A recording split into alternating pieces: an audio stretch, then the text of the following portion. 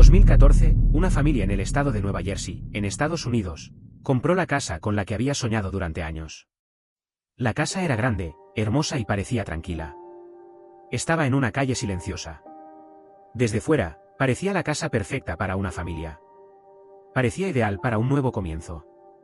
La familia quería criar allí a sus hijos. Todo era normal. Pero antes de mudarse por completo, encontraron una carta extraña en el buzón. No tenía remitente. La persona que escribió la carta se hacía llamar el vigilante. Decía que había estado observando la casa durante mucho tiempo. Incluso afirmaba que su familia había vigilado esa casa durante años. Al principio, podía parecer solo una carta inquietante. Pero a medida que avanzaban las líneas, la situación se volvía mucho más oscura. Porque quien escribió la carta sabía demasiado sobre la casa. Sabía sobre el proceso de mudanza. Parecía saber lo que ocurría dentro. La parte más perturbadora eran las líneas sobre los niños. La carta mencionaba a los niños. Era evidente que conocía su existencia. Esto ya no parecía una simple broma. Alguien podría estar observándolos de verdad.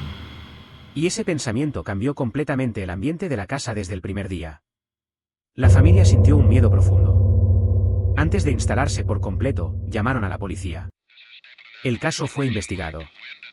Se habló con las personas de los alrededores. Pero no hubo ningún resultado claro. No se descubrió quién había escrito la carta. La familia esperó un tiempo. Pensaron que quizá había sido un hecho aislado. Pero no fue así. Poco después, empezaron a llegar nuevas cartas. Cada una era más inquietante que la anterior. El vigilante parecía notar los cambios dentro de la casa. Parecía saber lo que se hacía. Escribía como si conociera los movimientos en el interior. El miedo fue creciendo. Porque en ese punto, el problema ya no eran solo las cartas.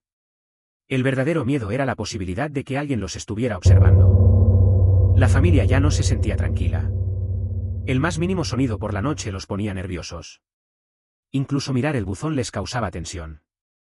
Empezaron a preguntarse si alguien estaba detrás de las cortinas. Incluso un coche estacionado afuera parecía sospechoso. Esa casa iba a ser el comienzo de una nueva vida. Pero en poco tiempo, se convirtió en una fuente de miedo.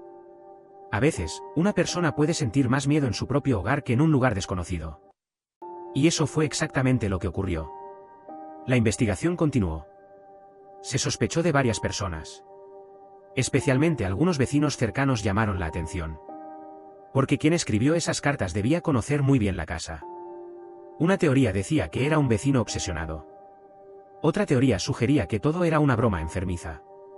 Otros pensaban que había un plan más complejo detrás. Pero ninguna teoría pudo ser probada. Y eso era lo más aterrador. Había demasiadas dudas. Pero ninguna respuesta clara. La familia nunca llegó a vivir en esa casa. La vida que imaginaron terminó antes de comenzar. La casa dejó de ser un hogar y se convirtió en una carga. Sufrieron pérdidas económicas. Y también quedaron afectados psicológicamente. Y lo peor de todo, perdieron el lugar donde debían sentirse seguros. Pasaron los años. Se buscaron nuevas pistas. Se discutieron nuevas teorías. Pero nunca se descubrió quién escribió esas cartas. Lo que hace inolvidable el caso de Walsh House no es una historia de violencia. El miedo aquí viene de otro lugar. De la sensación de ser observado. De esa incomodidad que no desaparece, incluso cuando cierras la puerta. Porque a veces, el mayor miedo no es lo que ves, sino lo que no puedes ver. Y por eso, la misma pregunta sigue en el aire. ¿Quién escribió realmente esas cartas? ¿Realmente se detuvo? ¿O simplemente dejó de escribir?